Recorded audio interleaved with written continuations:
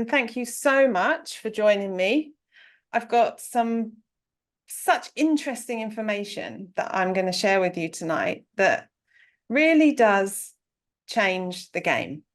I use this all the time to change the habits that I no longer want and to help me to put into my day the sacred choices. And I hope that you find it as valuable as I find it. We're going to learn the methodology behind harnessing the power of our mind to work for us and not against us. A little bit about the session, it's recorded, and feel free, we'll have a sharing session at the end. Feel free to put anything in the chat. I might not see it as I'm going through, but I'll certainly see it at the end, and we can have a discussion at the end and talk about any questions that you might have. A little bit about me. If you don't know me, I have 3 businesses. I live in Borneo. I have a adventure company, a dive center, and I have a strategic psychotherapy practice. I've been transforming lives, my life and lives of others and lives of animals for over 3 decades, and I love it. Game changers, I think probably everybody knows what game changers are by now. They're highly effective strategies, processes, and frameworks.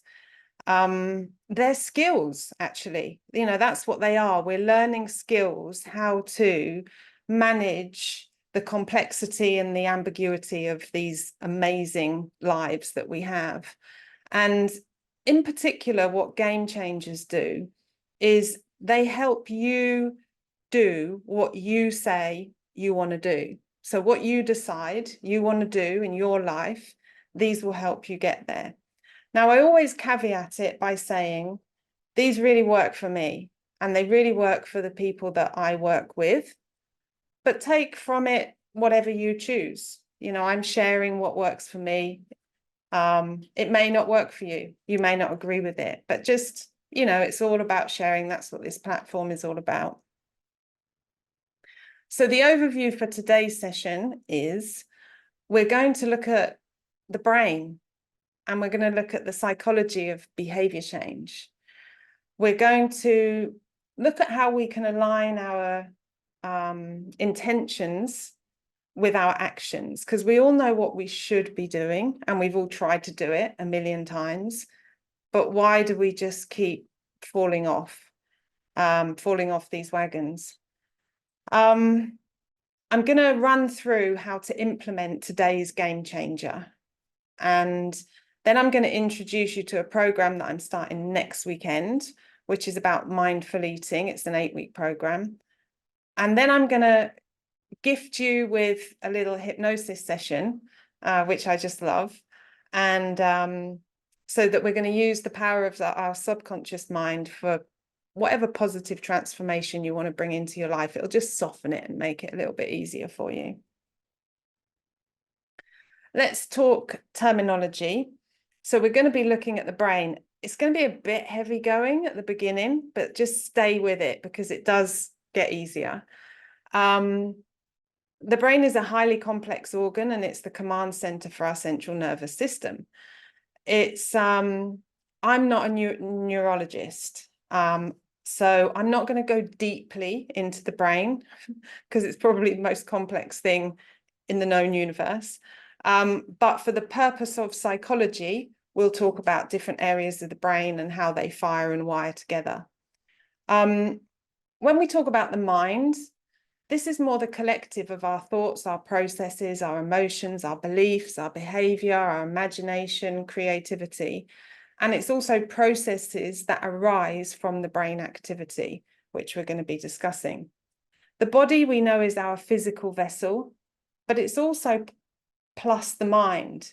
So the mind and body are connected. So we might use them interconnectedly. And could they even be one? Is the mind and body one? I say, yeah, I pretty much think that it's one. So that's just a little bit of terminology for you. But first of all, let's go right into, let's see how the brain works, certainly in terms of behavior and habits.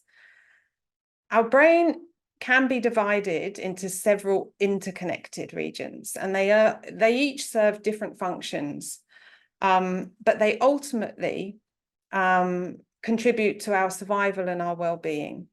So we've got the core, which is our primitive portion of the brain, which sits in the middle, and this is our survival mechanism.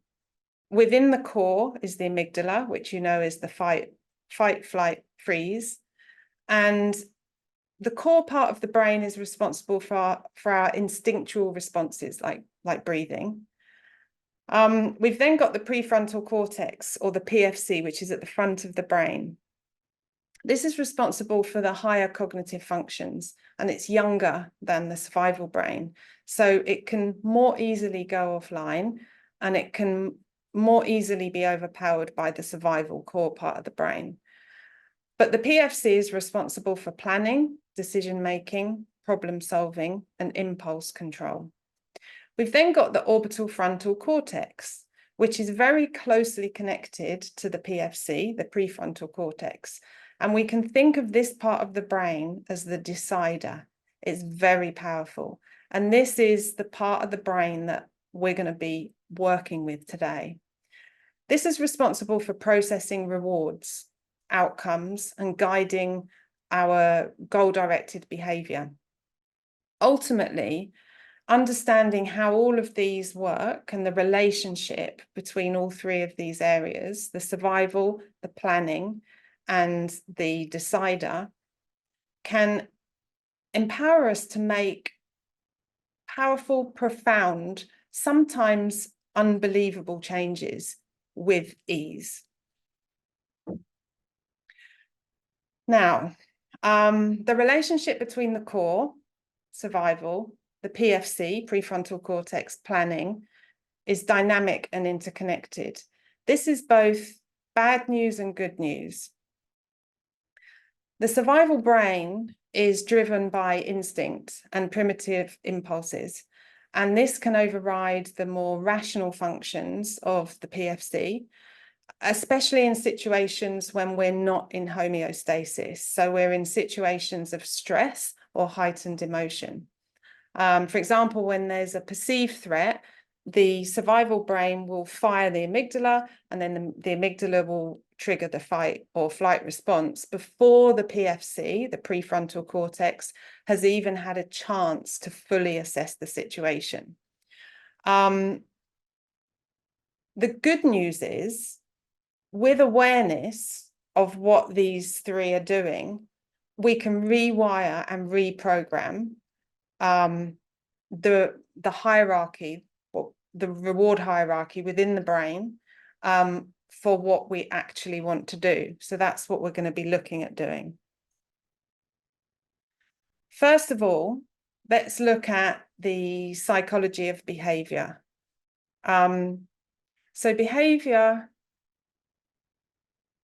they're observable actions, reactions, or responses to internal or external stimuli. That's what a behavior is. A habit is a settled or regular or repetitive behavior pattern that becomes automatic over time and hard to give up. So a habit is a behavior that's repeated and becomes automatic. Habits, we know, are really useful because they streamline decision-making. They conserve mental energy and they automate our behaviors. So that allows us to effectively navigate daily tasks with minimal cognitive effort. We have thousands of habits that we perform each day, everything from walking to eating, literally like fork, food, mouth, driving, you know, all of these are mindless habits, but they serve a good purpose. 95% of our habits are probably are helpful, usually helpful. Maybe 5% of them are not helpful. And out of that 5%, some of them can create illness or disease. And that's why understanding how all this works is so important. So overall, we can think of habits as necessary, absolutely 100, not 100%, 95% necessary, because they're time and energy savers. But bear in mind that 70% of what we do is habitual. But the idea of a habit is we set it and we forget it. Set and forget, easy. So they're actually, although, okay, we'll come into that because I think I might be getting too excited. Slow down. Okay, so there are 3 elements to learning a behavior, a behavioral habit. Number 1, we have the trigger or the cue. And let's use food just as an example, but this applies to any behavior. You've got the trigger or the cue, seafood. You've got the behavior, eat food. And then you've got the result or the reward, which is going to be positive, in which case there'll be a dopamine spritz, or negative, preventing future.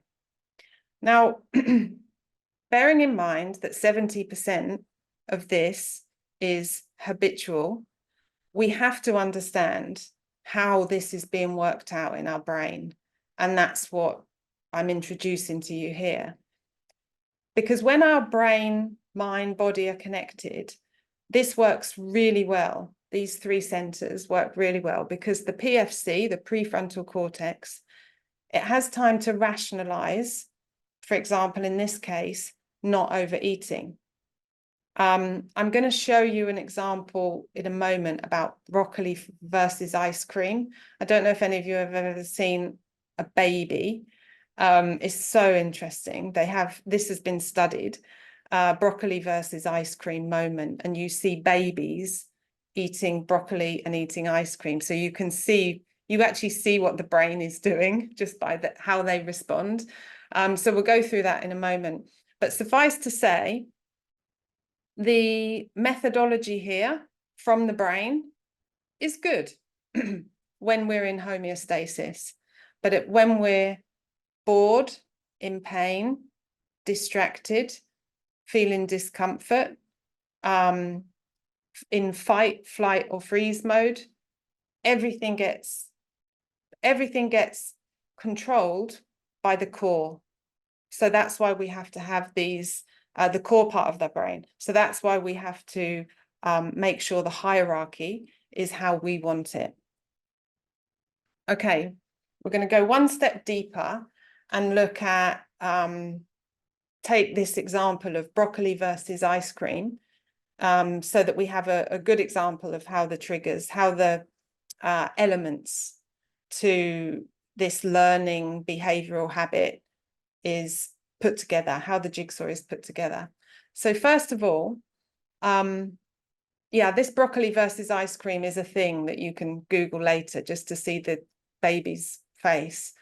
But let's say, first of all, you see food and the survival brain, and what you see is broccoli and ice cream. So the survival brain is going to vote for ice cream because it has more calorific value. Core is survival, and the savannah didn't have fridges. So it's saying, eat as much as you can because we found ice cream. The PFC, the prefrontal cortex, is saying, we should eat broccoli. Second, the behavior. So then we eat food. We try both. The survival says, ice cream tastes way, way better than broccoli. Eat more. The PFC says we should eat broccoli. We don't need the calories. We're in homeostasis. Cognitive control works. Okay. So now we've got the result. We've eaten broccoli and we've eaten ice cream. Now it's down to the OFC, the orbital frontal cortex. This, remember, is the decider. Now, the OFC will assign a reward value to both of these foods. And it has a formula. It has a very strategic formula. It uses what's known as chunking, and it combines all emotional and sensory information into one value. So it will take into consideration the taste, what activity you were doing, what state of mind you were in. Were you mindless? Were you mindful? Who were you with? What was your environment? And it will make one composite reward value of these foods.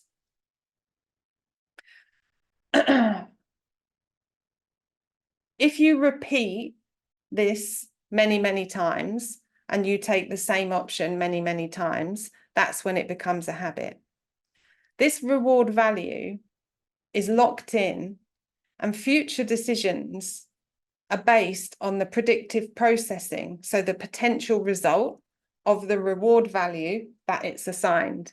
I don't know if any of you have watched other game changers where we talked about the predictive processing of the brain, and then it wants to be right.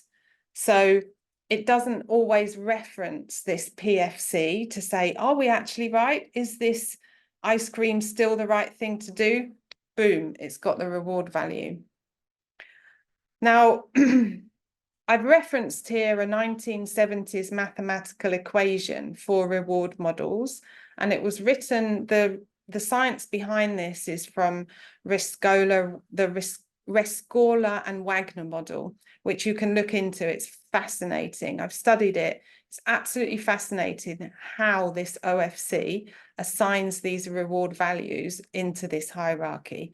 But you don't need to go deeper than what I'm presenting you here. I've stripped away all that, and we're just focusing on what we really need to know. So let's say, for example, let's say you were eating ice cream, at a party or at a dinner with friends. So your environment's amazing. You're really happy. The conversation's good. The ice cream tastes good and actually tastes better than broccoli, and you're with friends and you've maybe had a glass of wine as well, and everything's feeling really, really great. So the reward value for that ice cream is going to be quite high. Like I said, after a few times, then the ice cream has got a high reward value, and ice cream beats broccoli. Ice cream then, eaten on another occasion, maybe beats boredom. And then again, maybe ice cream beats feeling bad. Now the ice cream, it doesn't even need to taste good. It just needs to taste better than feeling bad. So when you're on autopilot and you see ice cream, you will eat ice cream. And it actually gets worse than that, because when you're feeling bad, you're feeling stressed, or even you don't even need to see ice cream anymore, your survival brain will suggest to you, go and eat ice cream, because that will make you feel better. And these are how these bad habits can just set in and be really hard to change. So the good news is, this is really good news. The OFC has built in wiggle room. We can change the reward value of the OFC. The reason that it has this wiggle room is because the situation might change. For example, one day ice cream might make us sick, so it has to know that. Okay, simply put, that was the heavy going stuff. Simply put, the way to change a behavior is by changing the reward value that's assigned to the behavior in the reward hierarchy. That's how we undo the habit. Now, this is like, have you ever heard John talking about the Gordian knot? Have you heard him talking about that? I was really, really interested when John started talking about the Gordian knot. Basically, it originates from Alexander the Great, who famously solved this intricate knot problem by just cutting it with his sword. And it symbolized a decisive and unconventional approach to problem solving. Well, one of the tools that I use in my private practice, it's called the Gordian Pillars, and I've put that emblem here. And it's strategic psychotherapy, because what we do is exactly this. We look for, you've got a complex problem, and we look for a very bold, unconventional means of often bypassing traditional methods to directly confront the problem, the issue. And this is what this does by us going directly to the OFC to change the reward value. How do we do it? You're saying, okay, we understand. We just want to know how to do it now. Right, we're using the power of the wiggle room that nature gave the OFC. So there's two ways to change it. Number one, by accident. Something makes, like the ice cream makes us sick. Number two, on purpose. So how do we change it on purpose? It's with awareness. Yeah, okay, we all know about awareness. It's our superpower. But what we're going to do is we're going to pair wisdom, observation, with experience. No willpower, no control, no determination, none of that comes into the equation. The key here is the information that we're going to give our brain about the experience that we're having, the real experience that we're having when we're actually doing this bad habit. So we are going to align our intentions with our actions. So the OFC, the decider, is constantly comparing what we are doing to decide whether it helps or hinders our survival. It has a strategic reward hierarchy to reference, and this is based on how behaviors feel when we do them. The basic rule is, if A is more rewarding than B, when given a choice, pick A. Now I've just thrown the feelings curveball in there. And you're going, what? If the OFC bases its value on our feelings, we are fill in the blank, right? Because feelings, oh my God, that's what, like, I've got to control my feelings. No, you don't. You don't have to control your feelings.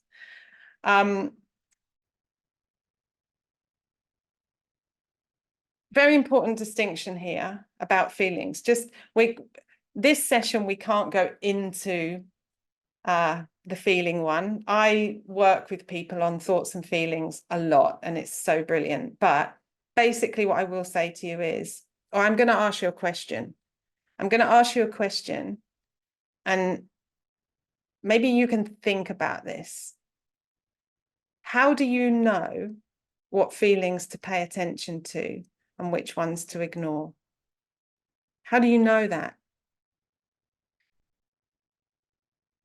In the problem space, I can tell you the answer is I don't know.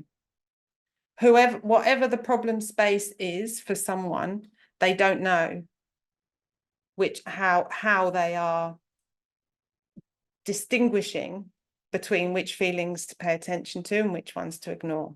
Okay, so for the purpose of this, I'm going to show you what feelings to pay attention to. But I just wanted to say that about feelings, because feelings can be tricky. Did I want to say anything else about that? Yeah, feelings is a big one. Maybe I'll do another game changers on feelings, because that would be interesting. Okay, remember from Game Changers Part 2, what you resist persists. And this is why when we're going to do the exercise in a minute, we're not going to use control, force, willpower, or anything. What we're going to use is curiosity. That's what we're going to bring in to this exercise. We need to get disenchanted with the behavior that is no longer serving us. We need to see what we are actually getting from these habits. And when we get curious, we step out of our old fear-based habit patterns, we're disrupting them. So if you haven't watched the previous Game Changers, have a look at them, because they're all connected. They're all parts. They're all different, parts of. They're all different strategies. But this is the exercise that I want to do now. Now that I've so briefly explained a little bit about how the brain works. So this game changer that I'm introducing you to is called the ABCDs, and that stands for awareness, behavior, curiosity, and disruption. And we're going to revisit them. So I've got 3 slides that I'm going to take you through with an example so that it's more clear. But just to give you the overview, the awareness means mapping out the struggle, the factor, and the reach for. This was in Game Changer 2 that we did this one. Remember the struggle, what we struggle with, what's our psychological factor, and then what do we reach for?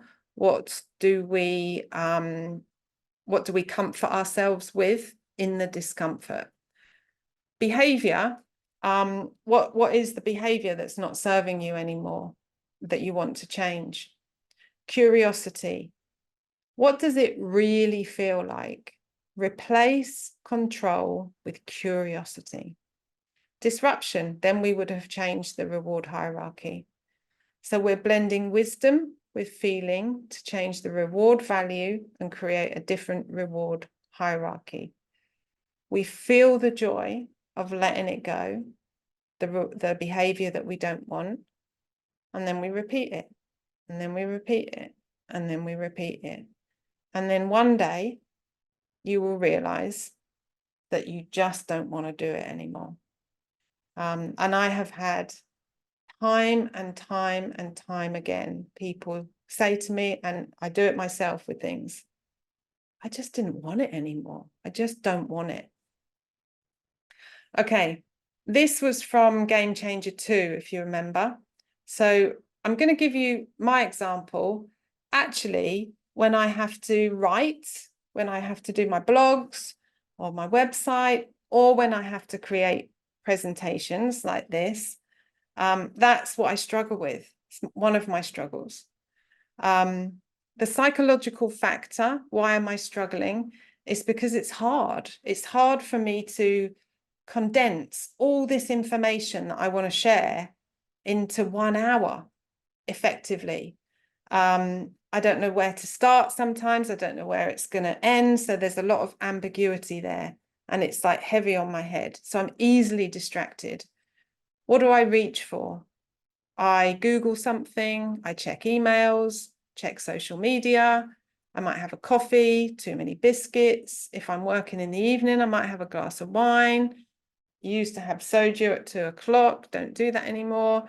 I might have sweet food, or I might have a nap. Okay, we've done that. So revisit that if I went through that too quickly. This is the new one.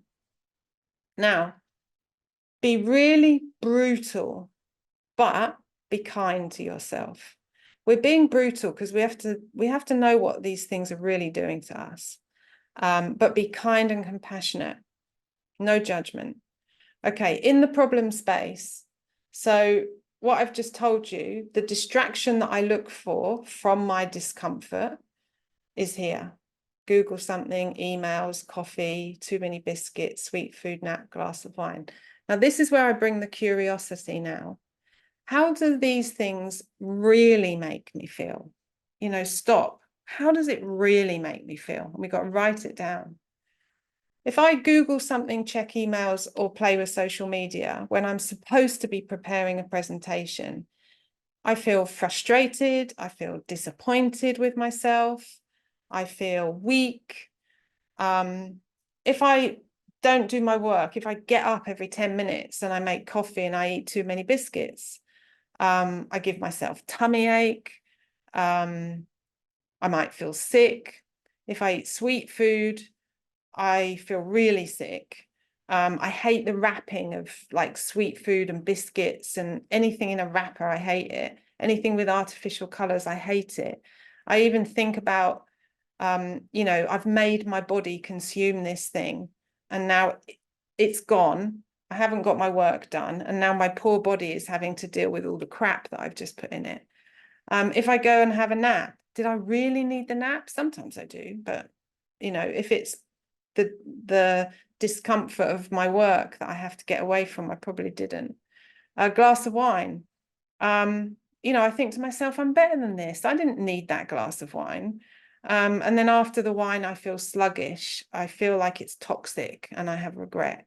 So, you know, this is how doing these things really make me feel. Feel that, feel it. Then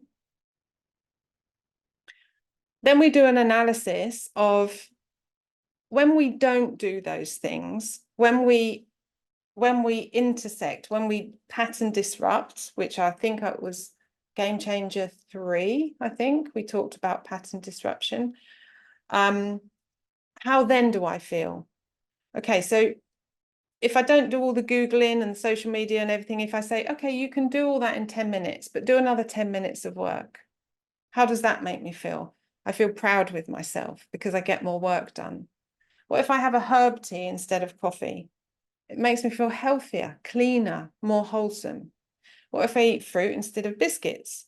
I feel fresh. I don't want fake food. What if I go and clean my teeth instead of having the sweet food? I feel cleaner, fresher, lighter.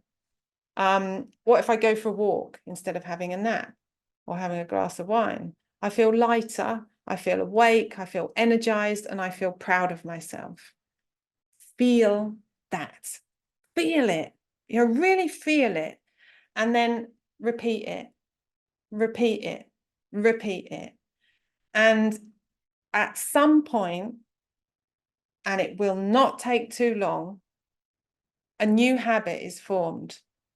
Because what you do when you bring curiosity and you get really, really brutal but kind with this, you are, your OFC is listening, your brain is listening, and it's giving that thing a different reward value, and you won't want it anymore. Honestly, it works. Okay, time check. Get very excited about these things. Did I need to tell you anything else there? No. Okay, so to summarize, problems occur when the survival, core, and planning, PFC, and deciding, OFC, get their wires crossed and override the healthy choices, and then those get categorized within the reward hierarchy and they become habits. What we have to do is decategorize and reorganize the reward value of that behavior to change the reward hierarchy. And then it'll just happen for us. I think a lot of you, maybe you would have watched the other Game Changer. I told you about the woman who, for more than 10 years, she was waking up in the middle of the night and eating these family bars of chocolate. She tried everything. She tried every diet. We did this. And one day she had half of it and she was like, it just didn't taste the same. I didn't like it. And then the next time she did it, she just said it was toxic. That's your brain. She taught her brain that she didn't want this chocolate. It made her, that what she had written down, it feels toxic.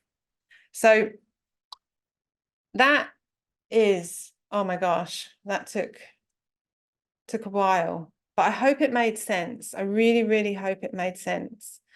I want to very briefly, before we do the hypnosis, introduce you to this. I don't know if any of you are interested or if you know anyone that's interested.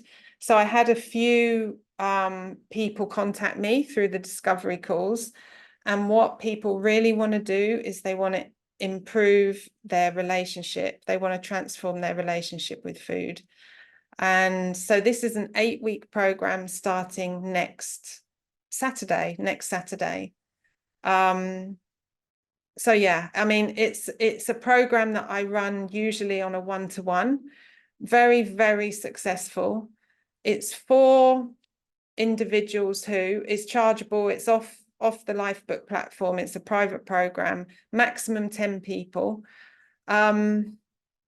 It's for individuals who struggle with binge eating, experience intense food cravings, seek to overcome emotional eating, suffer with digestive issues, and value a supportive community. Because by coming together and supporting each other, that and talking about it, talking about that mapping, the habit loop mapping, when you exchange experiences, it's very, very powerful.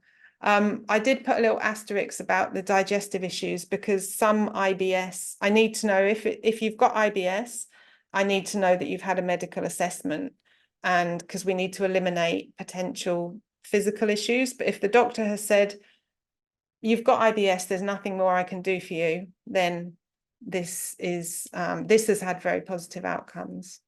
So date wise, it's basically every Saturday for 8 weeks, GMT 9 to 10 a.m.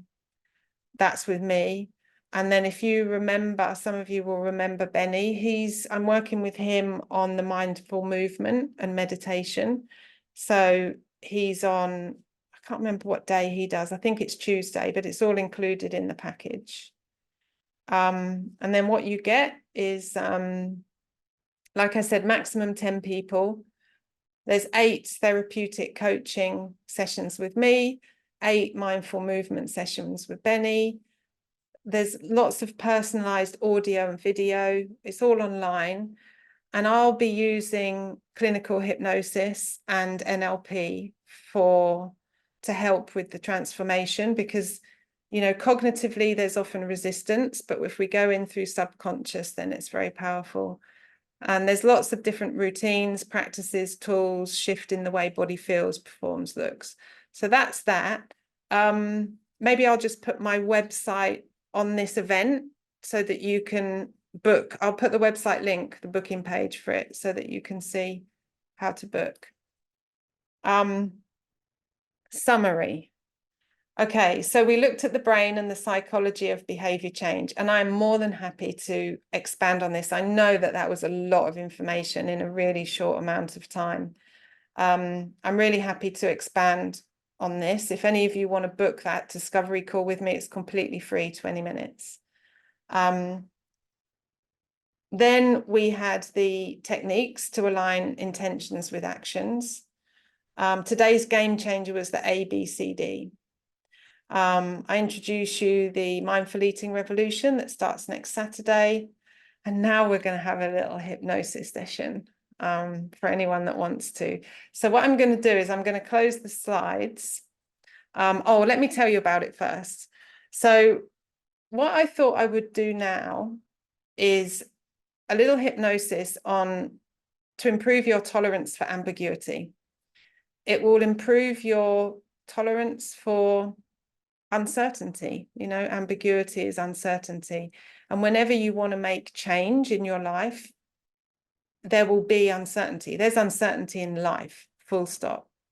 Over the years, I've come to the conclusion that a low tolerance for ambiguity, so a low tolerance for uncertainty, is a serious impediment to us living our best lives, because effective change requires us to step into the discomfort, the unknown.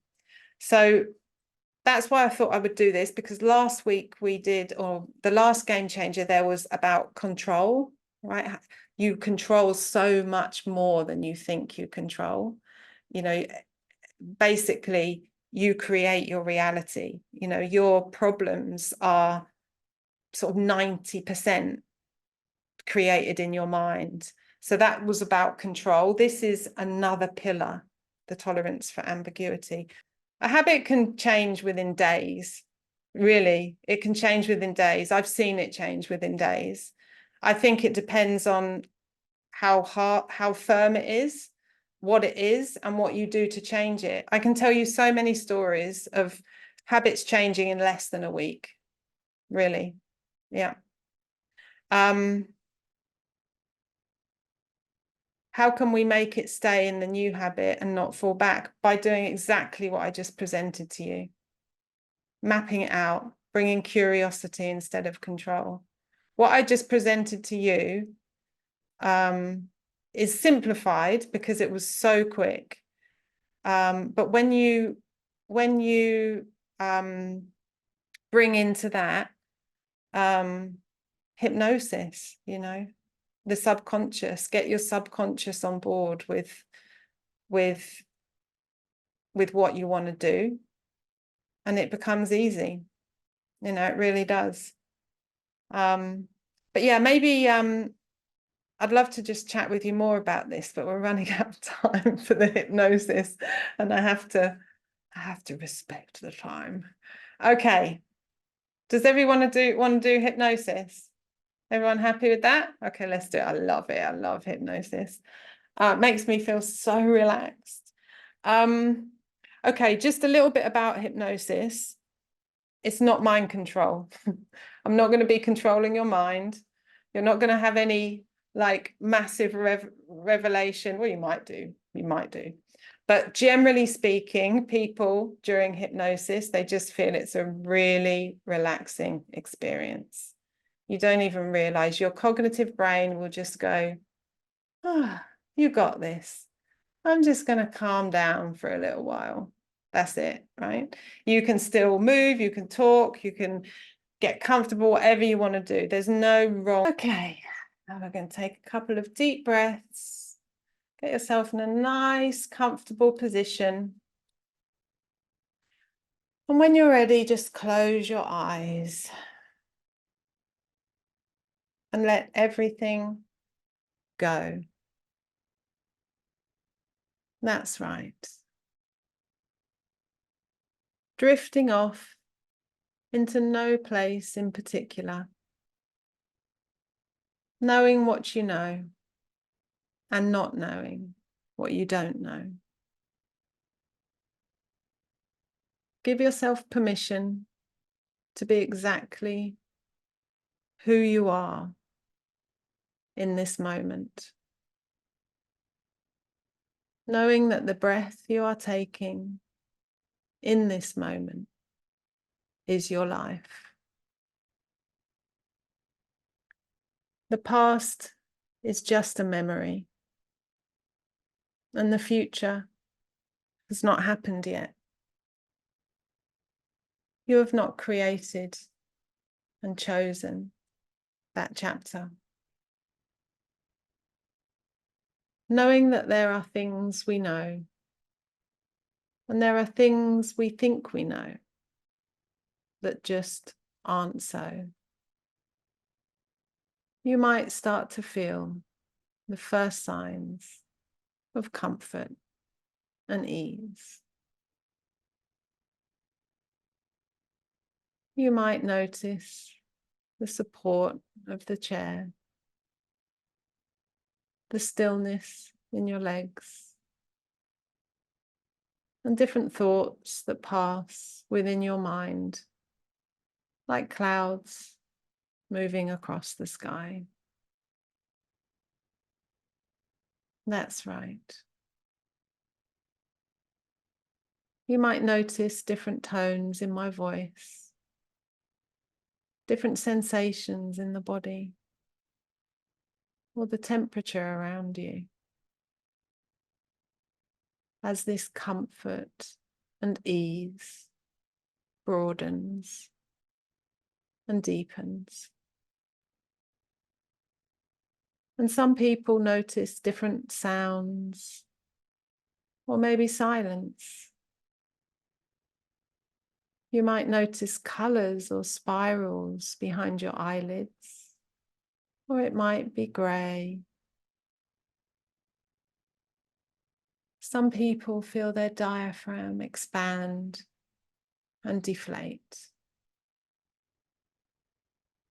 And now you might notice that comfort and ease has spread throughout your whole body, from head to toe, surrounding you in a comfort blanket. And isn't it good to know that there's a place inside you that knows just how to breathe and relax?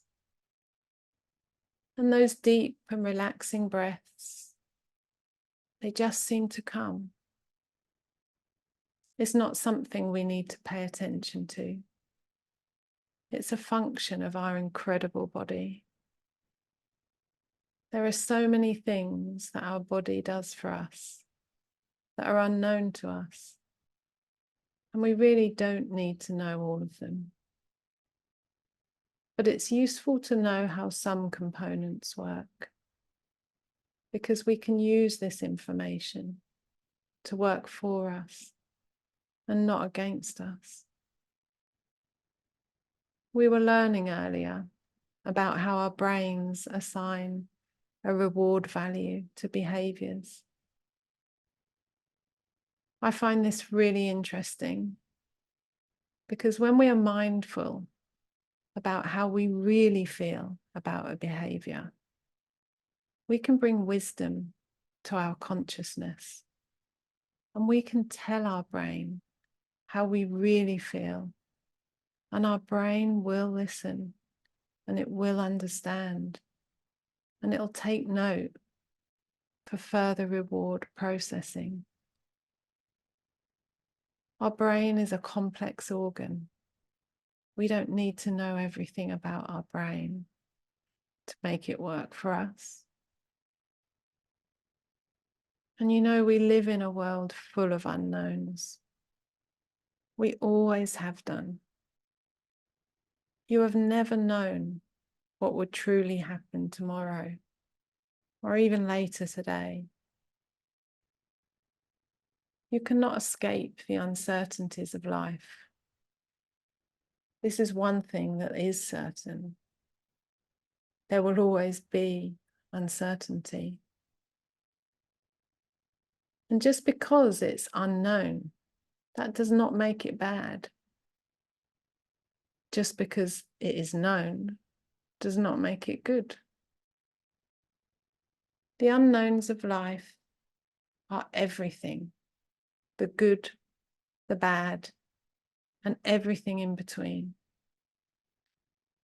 All your life you have evolved and grown, sometimes in ways that you recognize, and sometimes in ways that you can never recognize.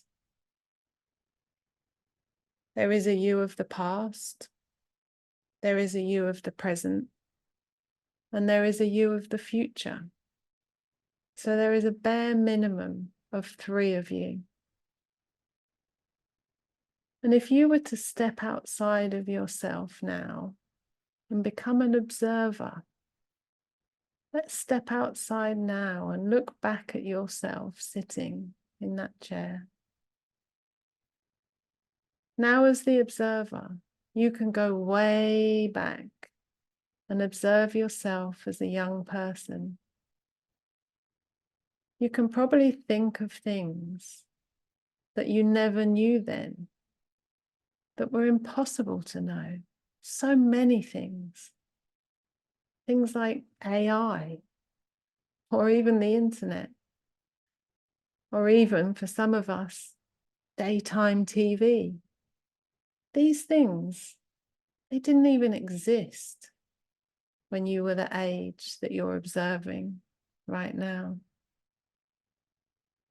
And now, as the observer, let's go into the future. See your future self, maybe 10 years from now. You observe that you look healthy and you look relaxed. Where are you? What did you do to get to this place? Maybe you can ask a question to your future self. Ask your future self, what should I be focusing on now? What do I need to do? What do I need to do to grow? What do I need to be paying attention to now? And now you can bring your awareness, bring your observer just back to the current time. You can see yourself sitting in the chair. And imagine a life without newness, without novelty or surprise. Imagine a life where you knew how everything was going to unfold. How boring would that be? It would be kind of like watching a game where you already knew the score with no engagement. All of your future success, all of your opportunity, all of your potential currently sits in the unknown space of your future. The chance meetings, a new friend, a job, a career. You are good at things that haven't even been invented yet. And we know that we can influence the future. We know that we can create our future.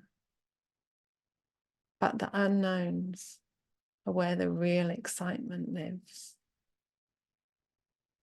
What makes life worth living is the surprise, the possibilities, the times when you throw the dice and you win, the times when you lean into that discomfort and you grow. We can look forward to the uncertainties and be comfortable saying, I don't know. And I'm not here to tell you what to do.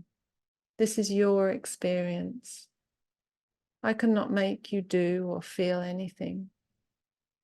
The deep feeling of relaxation that you feel right now, you might decide to return to this feeling anytime you choose. And I'm going to give you 1 minute silence from my voice. And you can use this time to process what has been said, or maybe what has not been said. And you can assimilate and integrate and put it in a way that serves you. And this 1 minute starts now.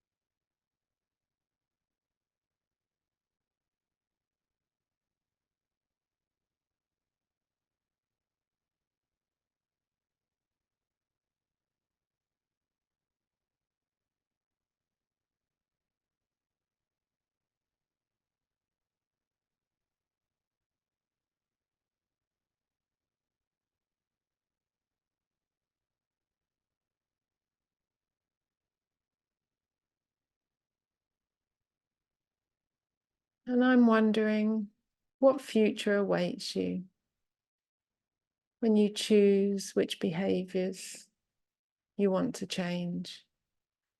And I'm wondering what curiosity you will bring to this behavior change. And putting this together any way you know how, you can choose to bring back any experience or any thoughts that have served you during this time. So you can start to come back to the present. You can maybe start to wiggle your fingers or wiggle your toes nicely and gently in your own time. Open your eyes when ready. Just come back to the room and have a stretch. What did you have any insights? What did you think? Sharing time, peeps. It was good to have the strategy in terms of habits, because I've been working on one that I find quite useful. You know, the what's that guy? John mentions him all the time, Andrew Huberman. Oh And yeah.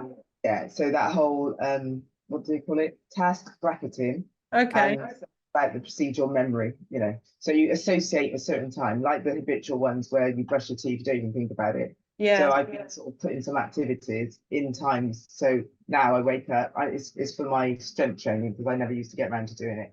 So I have certain days where I do things. And so now that's become a thing of, okay, I've got certain days to do that. So, but in your presentation, what was really useful for me was that whole thing around the habit and making a new, the reward side of it. Because there's things like, going on YouTube. Usually I'm watching something really interesting, but I just keep scrolling the comments and I think, why am I doing that? Yeah. It's not, I've seen the video. Why do I need to do the comments? So I'm going to use that to help with that and look at, well, what's the reason? Why am I, what do I really feel about doing that? And usually it's a distraction thing or something or another. So that's been really useful. And also, obviously the meditation was really good, and the whole kind of looking into the future, what would your future, what do you need to do basically to get to that future? That was really powerful. Looking at it that way. So thank you. I love that too. I love that. What would my future self tell me that I've got to do now? And it's amazing, what comes through. It really is. There's so much in there that we're just not aware of, Yeah. And like you said about the YouTube, I love that. And it really is like, how does this scrolling through the comments really make me feel? It makes me feel crap. I feel like wasted time. Write it down, like lock it in. Because this OFC, it listens, Honestly, I've had so many things. I was addicted to crisps. I had to have crisps with every meal. And I'd even say to my friends, like, I'm the habit person and I'm addicted to crisps. Like, what's going on? And so I did this. I just did that. I was like, you've got to do it. You've got to take the time and, just do it. Bring curiosity. I swear to you, I have not had a crisp for, I don't know. I mean, it's months and months and months, maybe even a year now. I haven't had a crisp for. And that's insane for me to think that now I don't have crisps, but anything that you don't want. Yeah, it's really, really good. Thank you. Thank you for sharing. Does anyone else wanna say anything? Oh, Lou's here.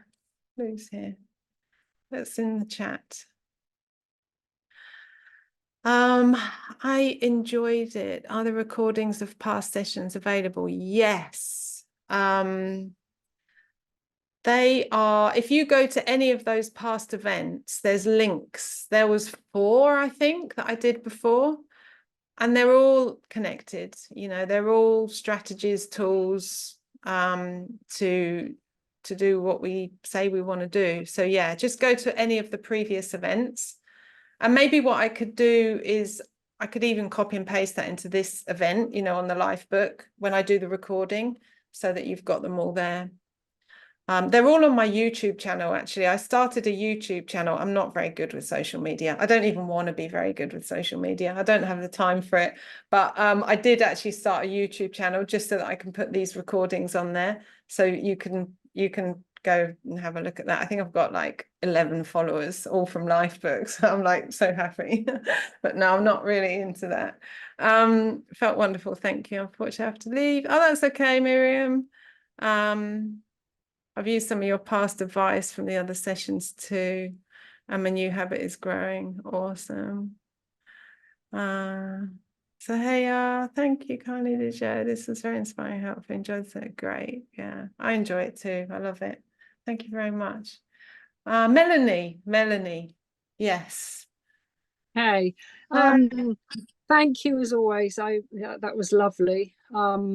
As always, it's quite interesting because I used the technique, but I didn't know the function behind it, and so I always would fall short. I couldn't keep that continuity, and I think with this information now, it's like, all right, I know why that's going to work, and I think that's going to make a huge difference. So thank you. Yeah, and I try to always swap my bad habits for self-care.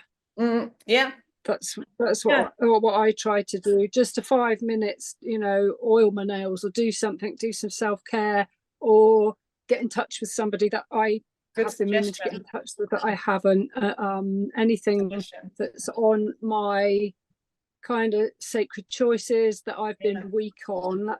But then I fall off the bandwagon. So Yeah. this could help me actually bring a couple of my sacred choices into line as well, definitely. And with the salt, I was the same with crisps. I'm the same with crisps. Now when I think, I could really do with some crisps, I'll just put a little crumb of Himalayan rock salt under my tongue and then drink some water and it goes away. I'll tell you what I did. I really did get, because it's all about the feeling. These are the feeling, the feeling of how we really feel when we do these bad things, good things. And what I did was it was like the feeling, like they're in a packet. I hate anything that's in a packet because I don't like the plastic. So that was one, colorful, yucky plastic.